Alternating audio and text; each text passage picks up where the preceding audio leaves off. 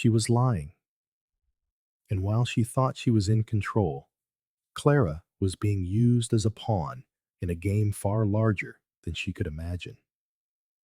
A marriage destroyed by betrayal, a reputation stained by vanity, a son born bearing the mark of vengeance. This is not just the story of an unfaithful wife.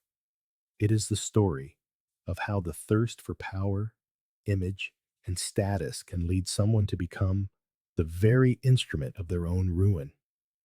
Prepare yourself. What you are about to hear will change the way you look at those who claim to be on your side.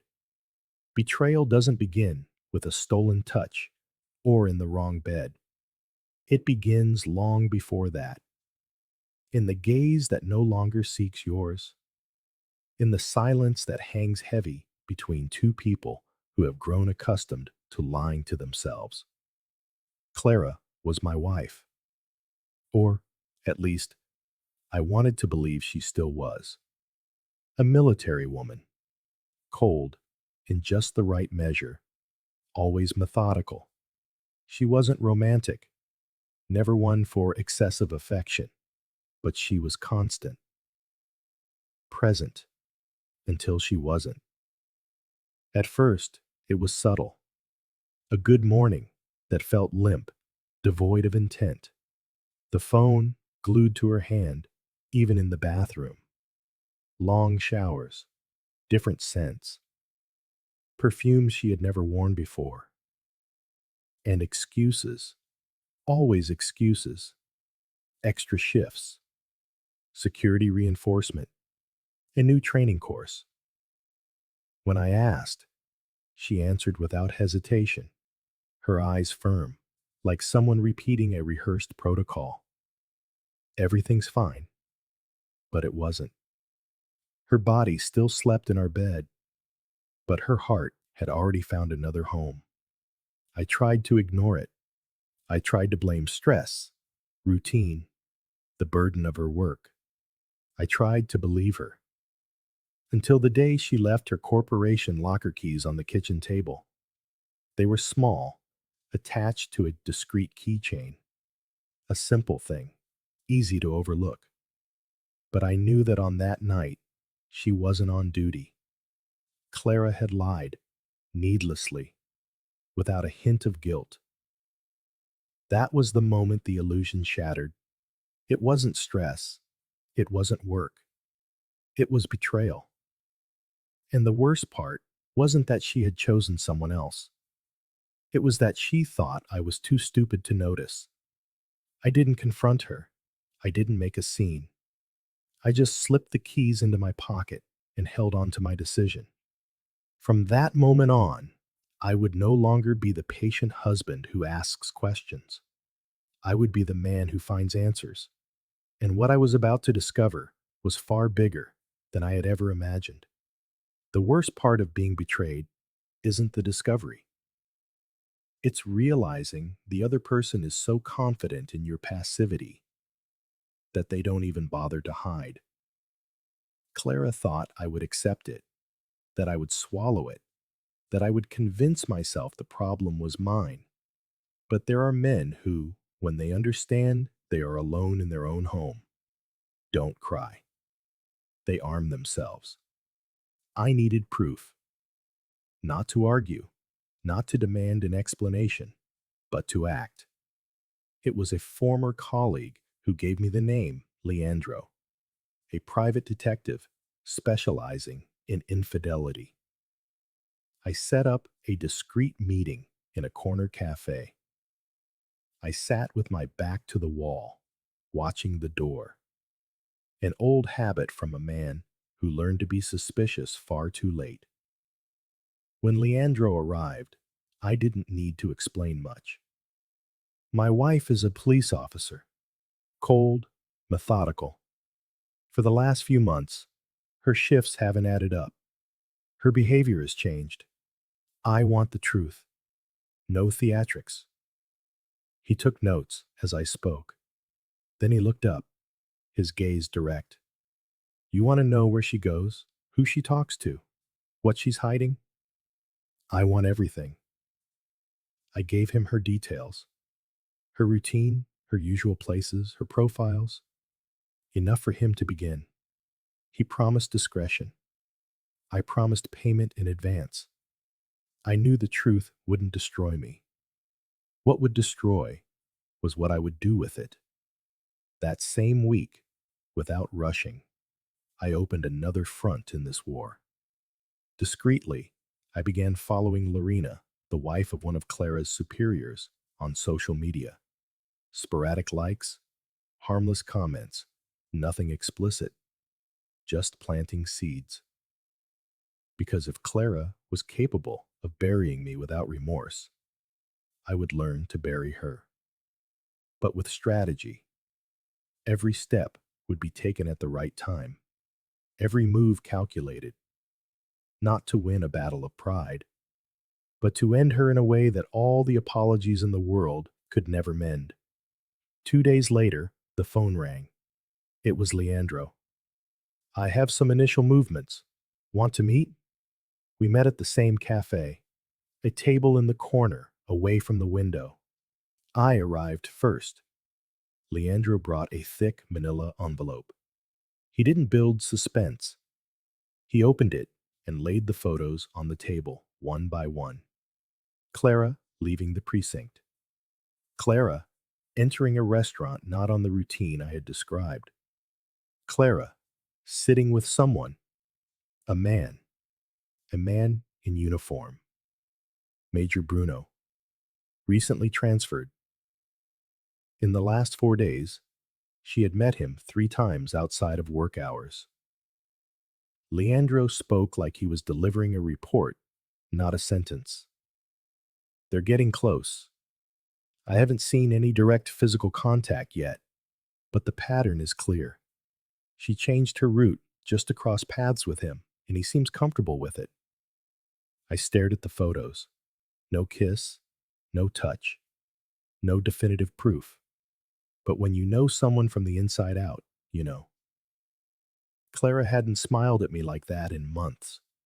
A light smile, an attentive gaze. Her body leaned in towards him. Do you think they're together?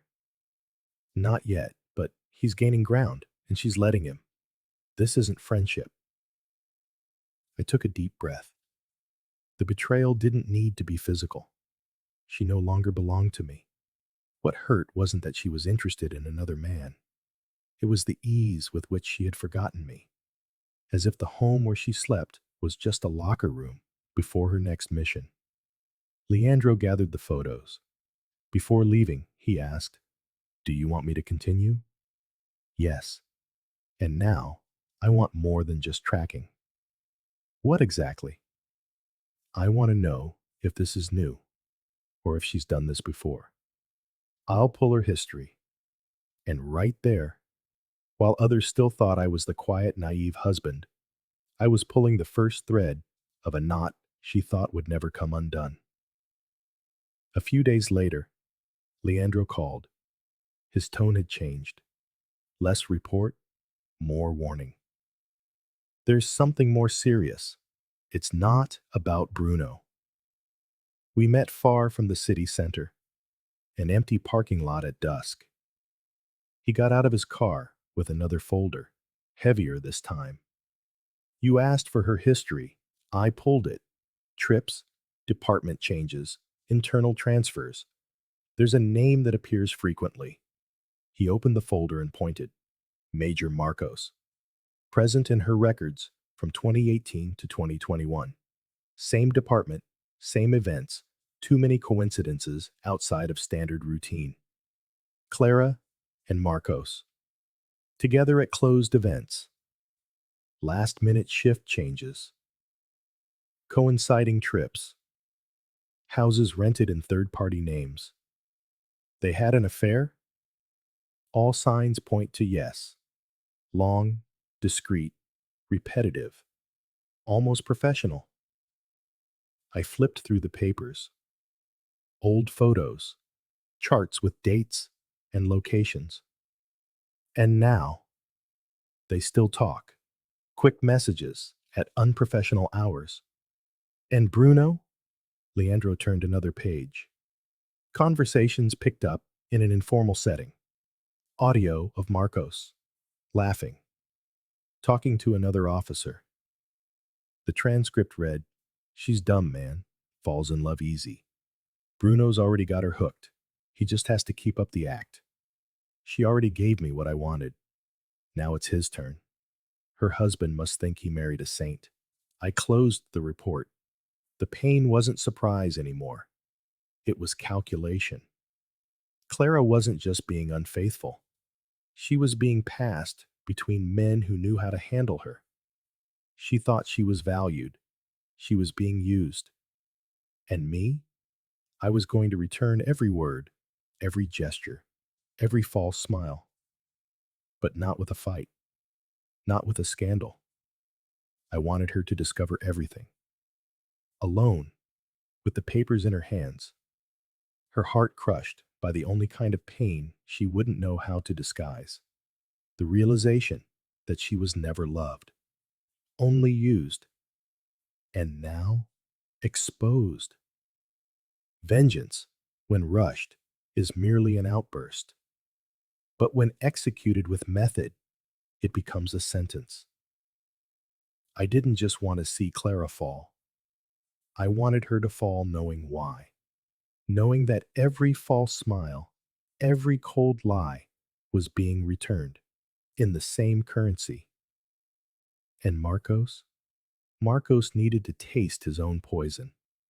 So, after organizing all the evidence with Leandro, I began the second movement. Lorena. She didn't know anything for sure yet, but she could feel it.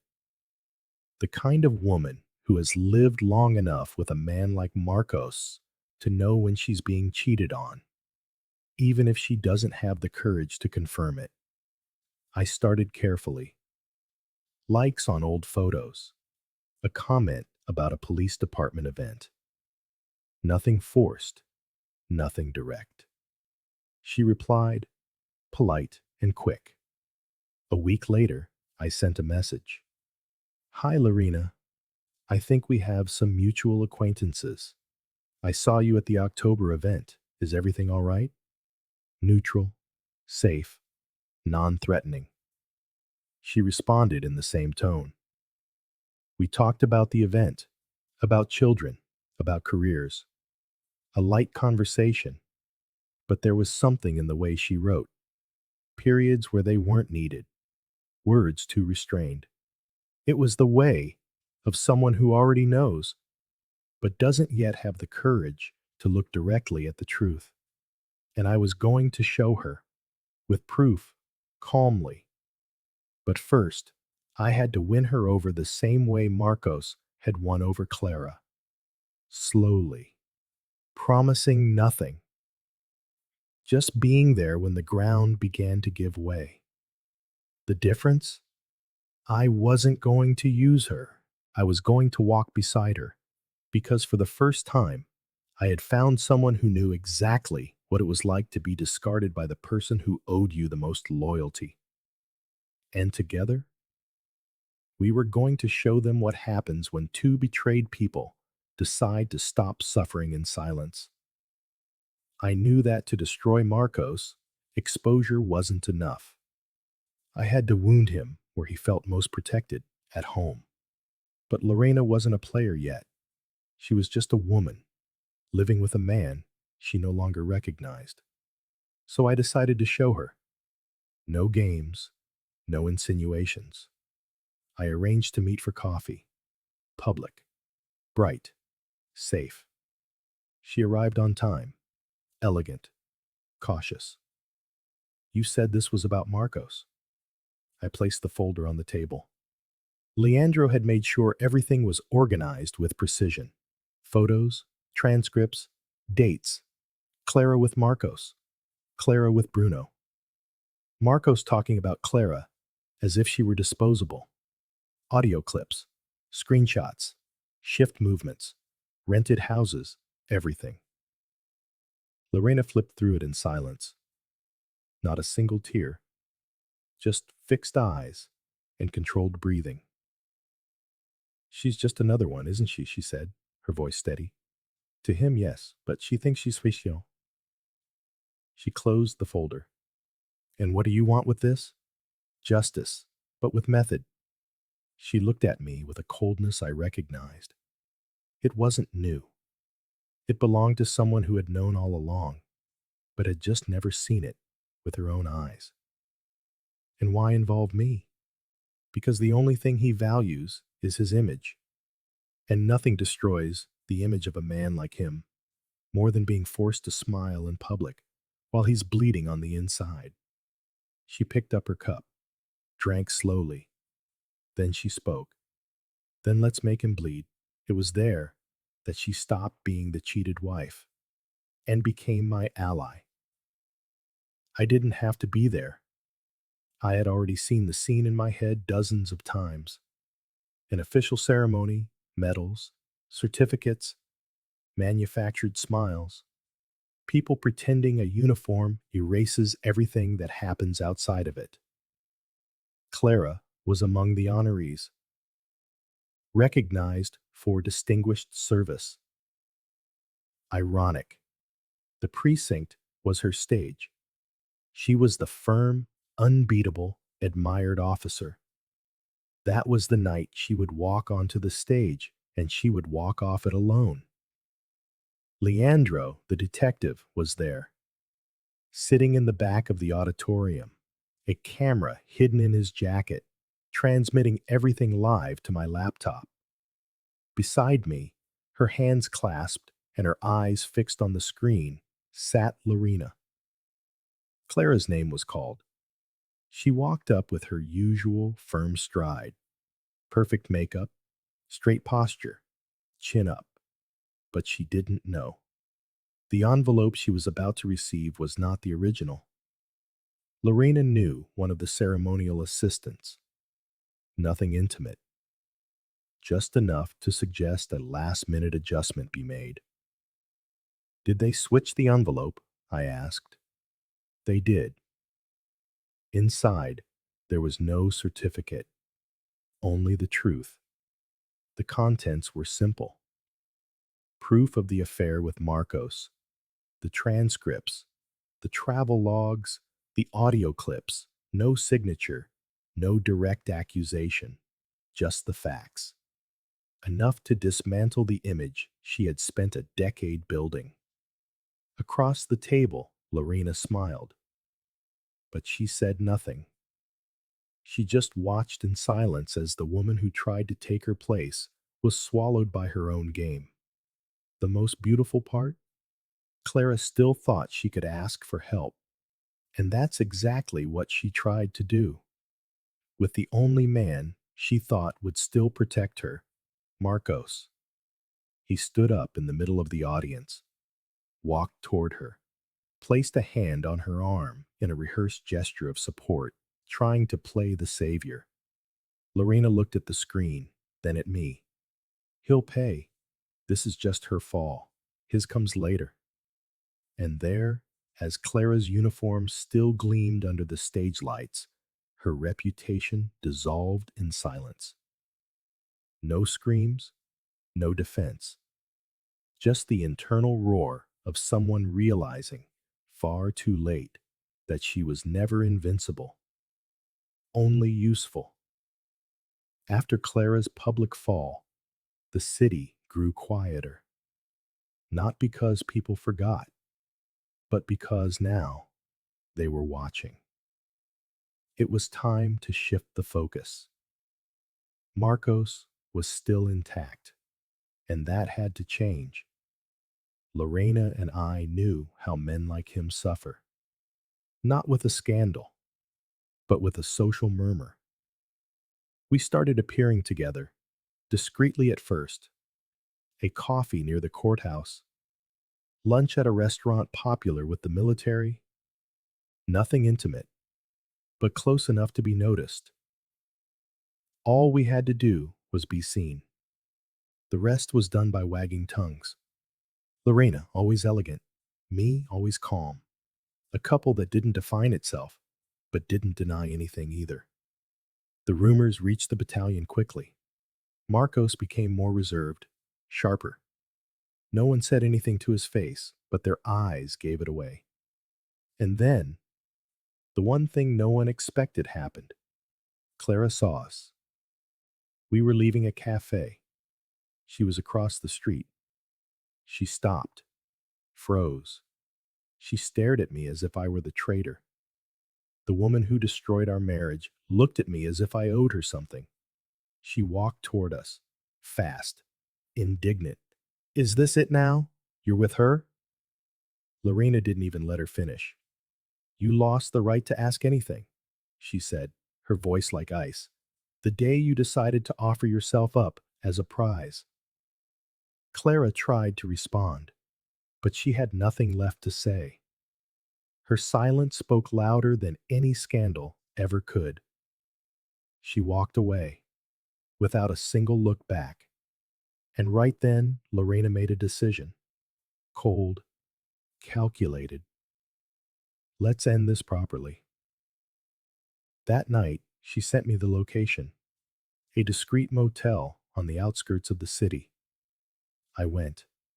No romance, no flowers, just two bodies walking into a room. And someone was watching from a distance, their chest burning with rage. Clara.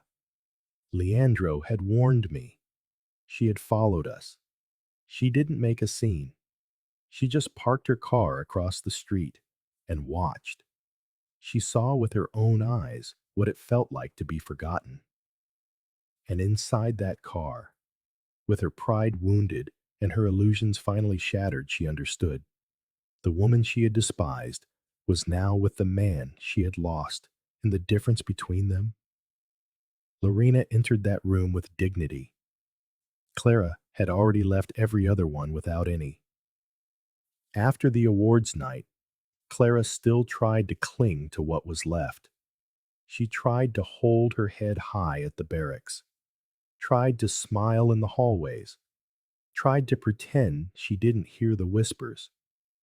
But the truth is, in that world, image is everything.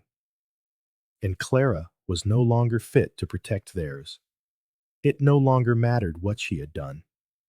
Now, she was a liability. The transfer came as a favor. That's what they called it. A small town, no visibility, no promotions. Officially, it was due to a personnel reorganization. In reality, it was to prevent her shame from tainting the names of those who mattered.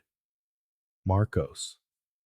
If she stayed, she would be remembered as a mistress, as a scandal, as a threat.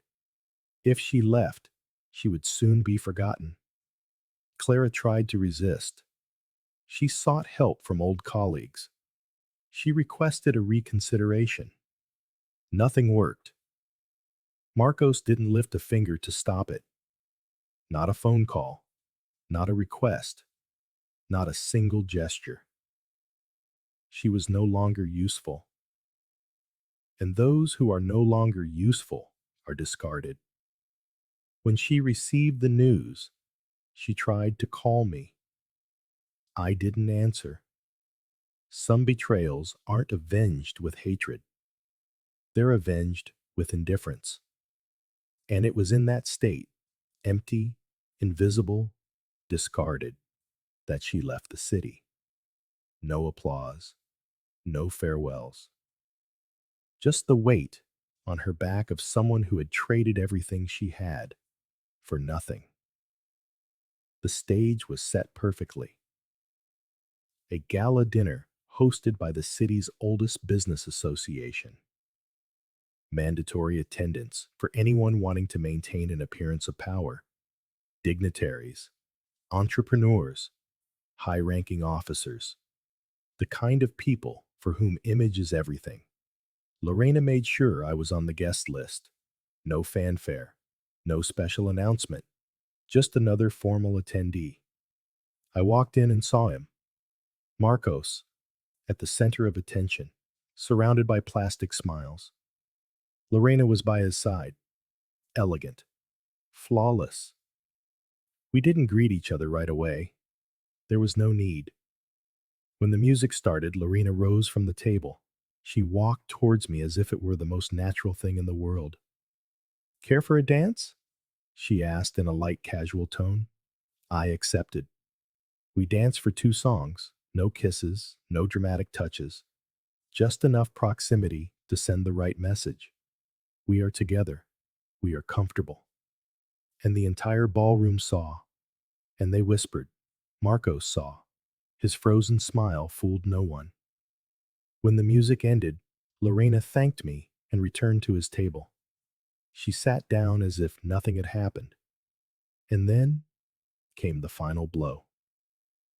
A judge's wife commented with a warm smile, Lorena, you're simply glowing tonight. Lorena smiled back. Thank you, it must be the baby. The silence was deafening for a second. Then it erupted into congratulations. Toasts, forced smiles of joy, applause. Marcos was forced to raise his glass with them, to smile, to accept congratulations from future fellow fathers. One of the city secretaries even joked, Congratulations, Marcos, another little warrior on the way, eh? He smiled. The glass in his hand trembled, but he smiled. Later, in a corner of the ballroom, away from the cameras and the champagne flutes, he tried to confront her. Is it mine? Lorena leaned in, as if giving a final blessing to a condemned man. That's what everyone thinks. Marcos closed his eyes for a moment. He swallowed hard, because there, surrounded by camera flashes, handshakes, and hugs, he knew he had lost. And he could do absolutely nothing but smile. The child would carry his name, but never his blood. And the worst part, no one would ever know. Only him. And that would be his prison for the rest of his life. In the end, no one fell screaming. There were no public fights, no apologies. There was only what had always been there from the very beginning. Silence. Clara left for a small town, carrying only what was left of her uniform and the lies she had told. She vanished. No goodbyes, no fight.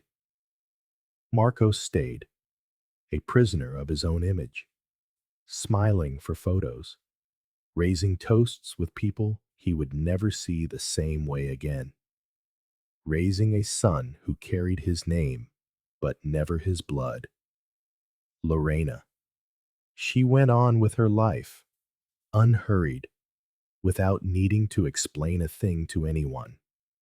She won in the cruelest way possible, by living better. And me? I didn't need applause or recognition. I learned that the revenge that hurts the most isn't the one that screams. It's the one that echoes in the silence. Some stories don't need shouting, just well-placed truths, and silences that know exactly where to cut. If you've listened this far, it's because this story struck a chord. So, subscribe to the channel, turn on notifications, and share this with someone who needs to understand.